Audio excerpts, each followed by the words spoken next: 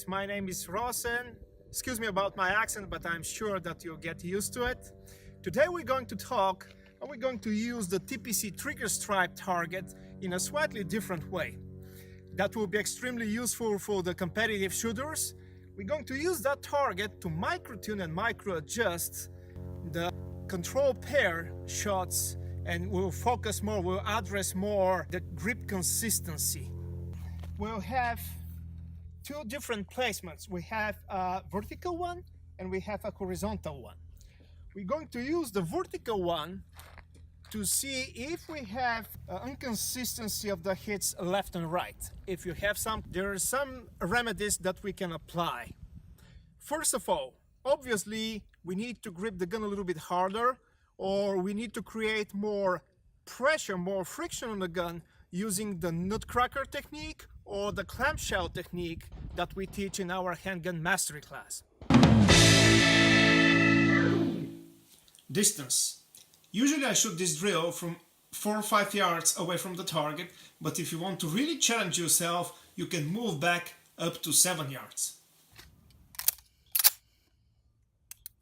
Start position. You can start from compressed ready position, or you can start all the way from the holster. I personally prefer to start from the holster, so I have the ability to train my double to single action trigger manipulation.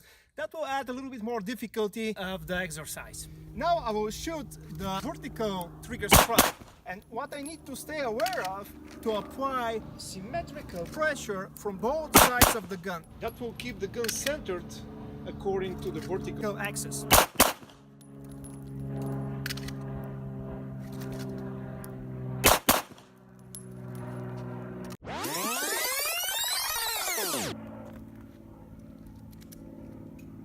I have one shot at the left and I know exactly what happened. I tried to force the gun to return back instead of just let the recoil to happen, and that caused some inconsistency in the grip. I applied a little bit more pressure and that caused it slightly to the left.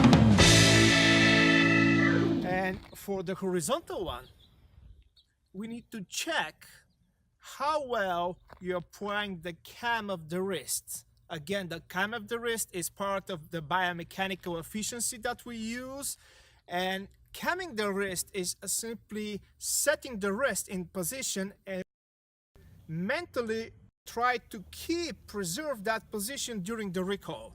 What that is going to do, imagine that you're setting up a spring steel.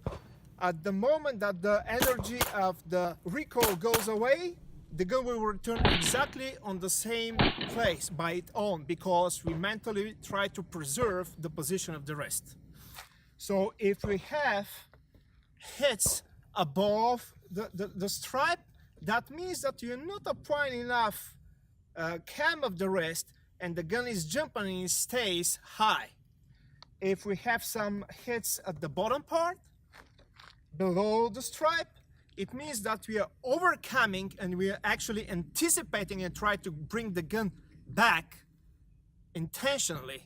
That will cause some anticipation. What I need to stay focused on, I already set the wrist cam, I created that spring steel. The only thing that I need to do is to stay absolutely passive.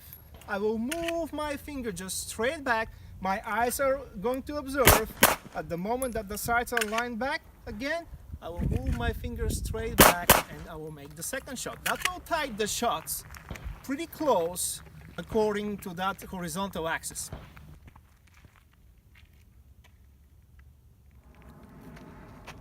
Alright, as we mentioned before, the most important part of the second drill, just to allow the recoil to happen. If you try to force the gun on the way back, most probably will have some hits below the line, and that's exactly what happened with that single shot.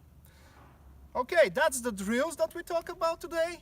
You can download these targets on our website, tacticalperformancecenter.com. Give it a try. Till the next time.